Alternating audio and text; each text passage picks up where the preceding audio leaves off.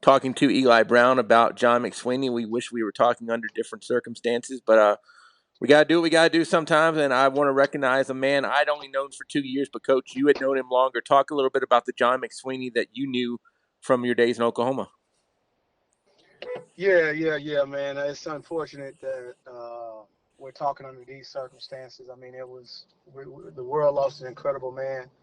I got to meet him in 2016, and when he joined my staff at Central High School, and just the guy who just loved the game of basketball, and he loved every single kid he came in contact with. I mean, we're talking about a guy who came to work at a inner city school where 95% of the kids did not look like him, and he gelled with every single kid that was in my program and in that school building. There are kids who have commented on my post about him and the loss of him, and they all say the same thing about he cared about those kids and he cared about their welfare and their well-being. One of the things that he decided to do when he got the job with me as an assistant, he wanted to make sure he washed our practice gear and game gear and practice gear every single day. And he did not want anybody else to touch that laundry. He wanted to make sure it was washed on time, folded, and put in those kids' lockers just to make those kids feel special. And he was a professional behind doing that. And that was the level of care that he loved to show people around him.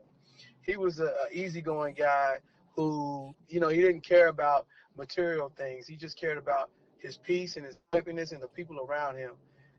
John, I mean, he loved his son Brian to death. Brian was his world. And that was the only time or anything that he would miss practice for or miss a school day for.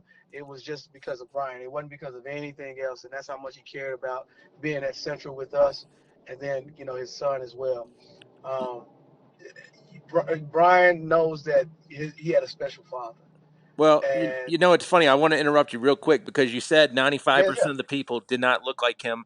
I've got to believe probably 98% of the people didn't believe like him. And what I mean by that is Coach McSweeney and my dealings with him seemed like a very old school guy. And to have old Right. school people nowadays, it's almost throwbackish, if that makes sense, because you don't find a lot of No, it people that does. believe in the old school.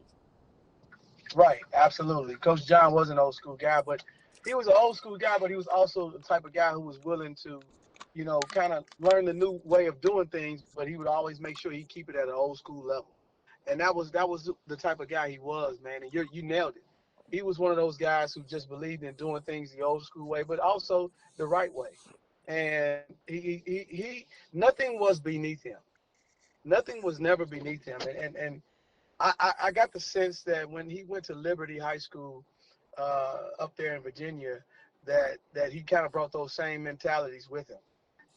He definitely would say that I was one of the guys who mentored him, but I like to think that I learned more from him than he ever learned from me And when it came to basketball it's and it came very to life. it's very odd too to hear again. Sorry to cut you off. I promise I'll stop Oh no, doing that. you're fine. I'll let you throw snowballs at me. We got enough here in Virginia to make up for it. But Oh, we do too.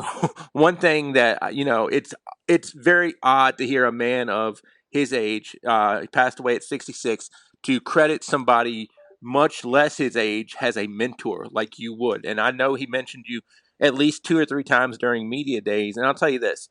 I know a lot of coaches, and most coaches are not talking about, their coaches or coaches they worked with or anything like that as mentors, but it's almost like Coach McSweeney went out of his way to mention you, who is probably at least half his age, close to. Yeah, I'm 44. I'm 44 years old, and so he's got 22 years on me. He had 22 years on me, but we always worked together like we were the same age and we were the same level of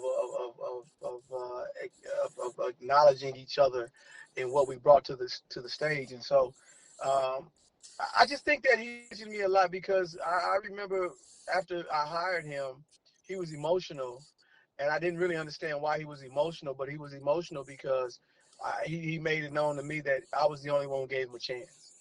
And I couldn't believe that I read the resume and it was great and it didn't have a lot of basketball experience on it, but what jumped out to me was his love of God, but also his passion shined through, and his willingness to be honest about his level of knowledge of the game at that time, and how he just wanted to learn, get back into the world of basketball like he was when he was in high school. And that resonated with me, and that was the reason why I called him for an interview. And as soon as the interview kicked off, we were two peas in a pod. And it You was an unremarkable relationship because of the age difference and the socioeconomic background difference. you hit the nail on the head right there. You said he had a love of God on his resume. How important is it that somebody can align to somebody personally and professionally? We can take care of all that later, but personally, we Right. gotta mesh. Right. You know, and I'm a firm believer in Jesus Christ, and he was too. And it wasn't the only thing that stood out, but it was the biggest thing that stood out. Um, and I just thought that, okay, this guy wants to learn. And there was no picture with the resume. There was no description of who he was in terms of, short, tall, white, black, and any of that. So I didn't know. I knew the age, but I didn't know anything else.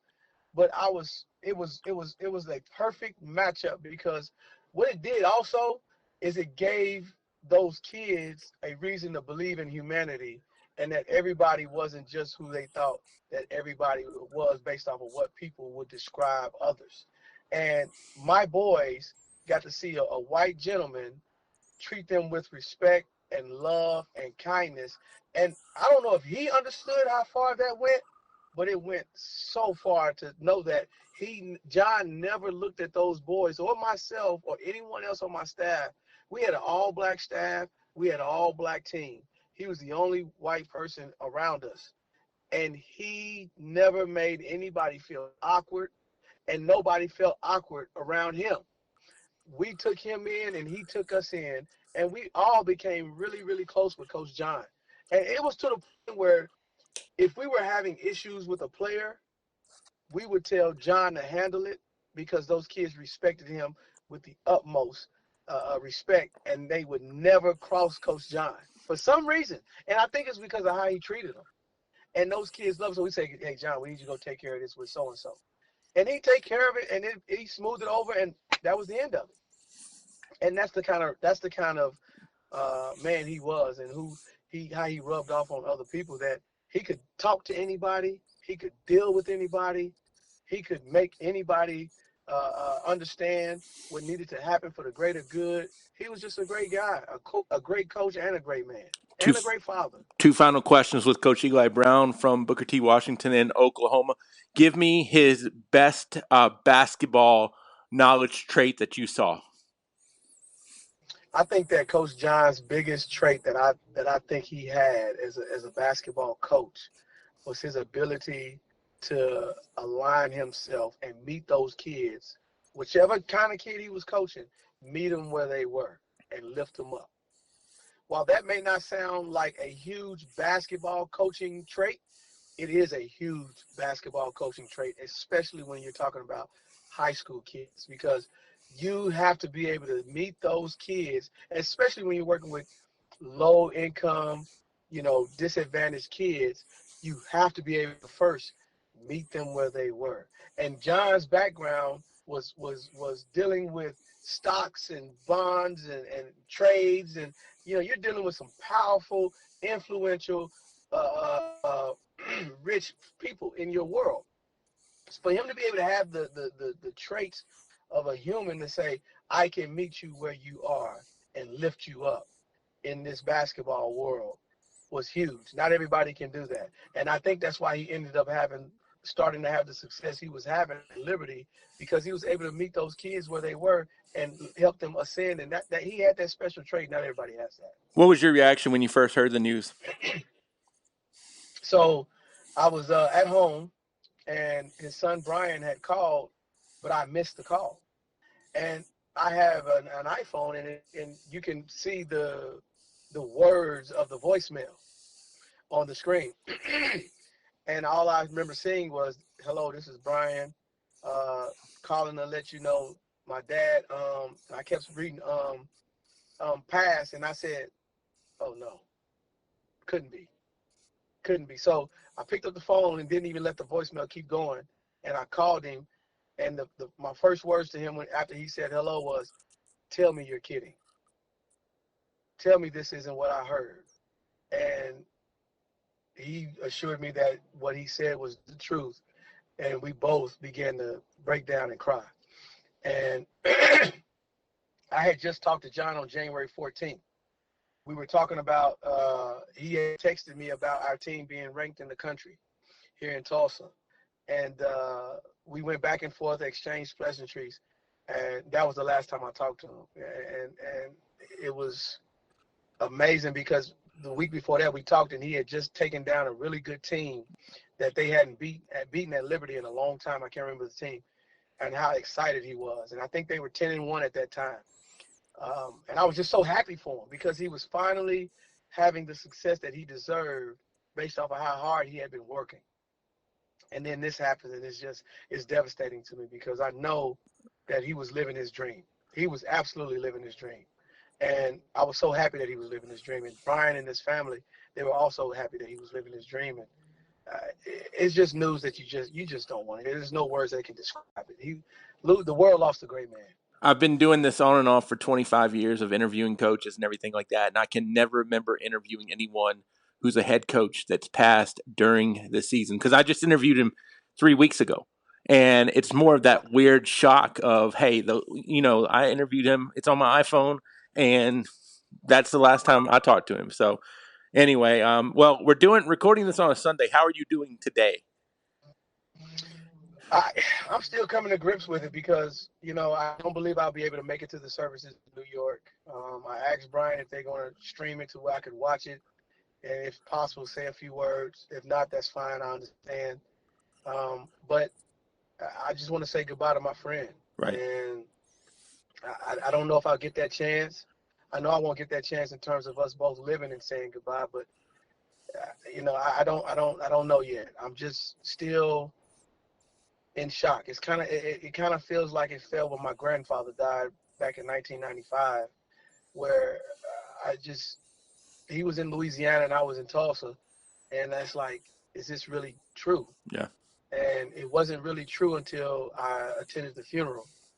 And so if I'm not able to attend, if I'm not able to view it, it's kind of gonna be more of the same. It's like, man, is my friend really gone? It just, I don't know. It's undescribable because he was such a good dude, man, and so much was going right for him, Right. Right. and it's just like I'm trying to figure it out still. Right. Well, the good news is, with us all being believers, we're all going to see each other again one day. So that makes me feel Oh, I good. love that. Hey, let's close it out Yes. on a topic that we can all smile about. Give me a John McSweeney story that you haven't told me that just makes you smile. John, I don't know if John loved Heineken's. Um, that was his beverage of choice after a long day. And when he lived here, we would go to Top Golf, and we used to have Top Golf near his house. And we would go out and play some Top Golf, or we would go out and play golf every now and again. And he always had to have that Heineken. He always had to have that Heineken. That Heineken, and either a New York hat or a Central Braves hat at the time. But I'll tell you this also. This is the kind of man he was. He knew I loved Michael Jordan. Absolutely adored Michael Jordan. Well, he's from New York, so he was a Knicks fan. Yep. And he gave me his own autographed NBA basketball by Michael Jordan in a Wow. case. He gave me that because he knew how much I loved Michael Jordan. And then he also gave me a signed autographed picture of Michael Jordan's free throw line dunk, that's in a plaque, hanging up in my office right now. That was the kind of guy John was. It was always about somebody else and never about John. And we would joke about the Knicks. We would joke about John Starks, who was his favorite Knick, Yep. and he was able to meet with John and get his autograph. And he said the best days of his life was wearing that jersey with John Starks' autograph and having a Heineken. Well, I'll tell you a quick story on my end. Is I touched base with him, and anytime I would see him, especially later after I got to know him, I would talk about St. John's basketball because I knew how much he loved Mm. the old school Big East. And most people down in this area are ACC, fans. I guess Right. back in your area of the woods, it's Big 12, old school Big 8. Yeah. But Yeah. Oh yeah. yeah, I mean, to find a person that knows anything about St. John's outside of St. John's, outside of that area in New York, Mm-hmm. is rare. But yeah, Yep. I was going to meet him where he was at. You talked about it, so I was going to meet him where he's at. And Felipe Lopez is who we talked about with St. John's, and Luke Arnaseca. So good Oh times, man. good times. Good times, man. Well, He'll be missed. Coach, I appreciate your time, and we will talk to you down the road under hopefully better circumstances. And anytime we can help you out, please let us know. Yes, sir. The feeling is mutual, and I appreciate your time.